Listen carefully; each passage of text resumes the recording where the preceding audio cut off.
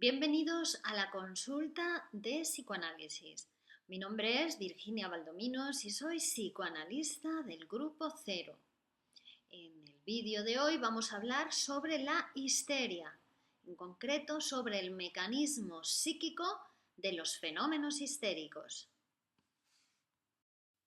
El paciente histérico padece fundamentalmente de reminiscencias, representaciones mentales, evocaciones y recuerdos de una situación, hecho o cosa que tuvo lugar en el pasado. El factor motivador de los fenómenos histéricos se halla siempre en la sexualidad infantil del paciente. Llama la atención que un hecho del pasado se mantenga con tanta fuerza su recuerdo a lo largo de los años, sin haber perdido el acento afectivo que otros recuerdos sí han perdido. La debilitación o pérdida del afecto asociado a un recuerdo va a tener que ver con que el sujeto haya reaccionado enérgicamente o no lo haya hecho frente al suceso. Si hubo llanto, acto de venganza, cómo se descargaron los afectos. En la histeria se mantiene una posición pasiva frente a ese suceso de la sexualidad infantil del paciente. Mismo el recuerdo de una ofensa que fue castigada, aunque fuera con palabras, que el recuerdo de una ofensa que fue tolerada sin protesta. Cuando no se ha podido producir una elaboración del suceso por medio de palabras, de un acto, aunque sea del llanto, el recuerdo del suceso se mantiene con toda su carga y su acento afectivo. En los pacientes histéricos se observa que el recuerdo de ese suceso que se ha llegado a constituir como factor motivador del fenómeno histérico se ha mantenido con mucha nitidez y con una gran carga afectiva a lo largo de los años. Sin embargo, los pacientes no disponen de estos recuerdos como de otros, sino que esos recuerdos o faltan totalmente en su memoria porque se encuentran en un estado inconsciente o si se encuentran en su memoria están de una manera muy resumida. Se ha demostrado que estos recuerdos corresponden a hechos que no han sido suficientemente elaborados psíquicamente. Y es que este es el principal problema del paciente histérico, es decir, su dificultad para elaborar psíquicamente ciertos sucesos o actos. Frente a esta dificultad, el paciente histérico lo que hace es elaborarlos somáticamente por medio de la utilización de un mecanismo psíquico que se llama conversión.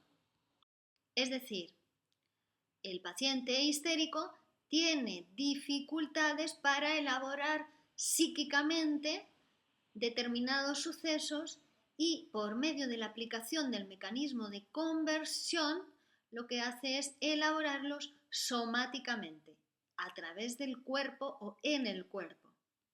Se observa en el paciente histérico un propósito de olvidar los sucesos penosos, por lo que los excluye en la mayor medida posible de la asociación con otros recuerdos u otras representaciones mentales.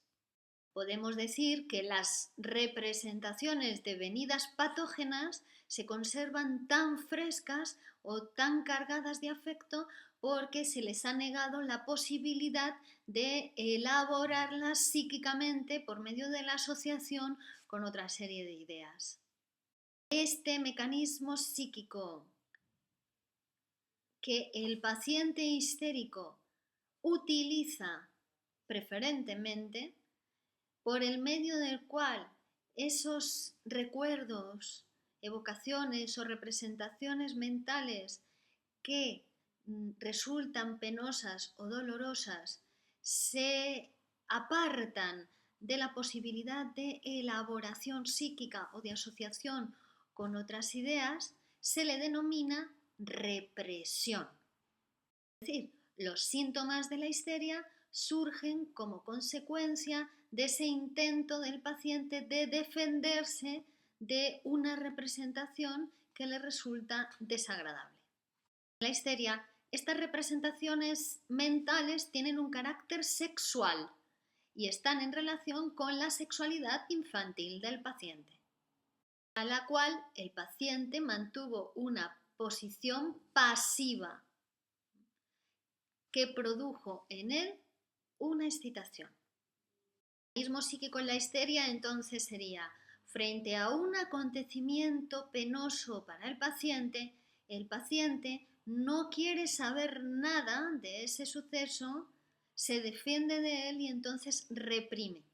Reprimir significa alejar de la conciencia, pero por el hecho de reprimir no se va a eliminar esa representación, no se va a acabar con ella, sino que esa representación ahora reprimida deviene inconsciente, se hace inconsciente y desde lo inconsciente va a trabajar con mucha más fuerza, realizando conexiones y asociaciones con otras ideas del propio paciente, pero en su inconsciente.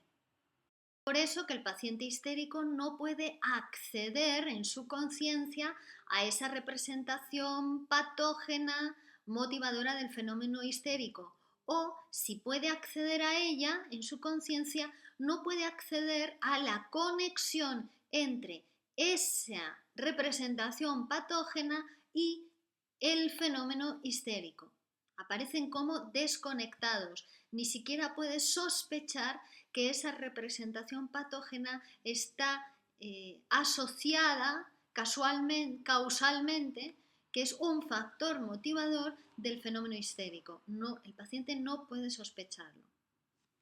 Una vez reprimida la representación, el afecto asociado a esa representación, afecto penoso del tipo repugnancia, moral, dolor psíquico, vergüenza.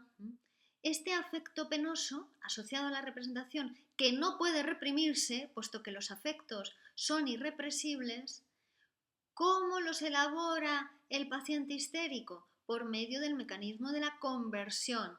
Ese afecto que ha quedado libre ahora se convierte, ¿no?, en una inervación somática en el cuerpo.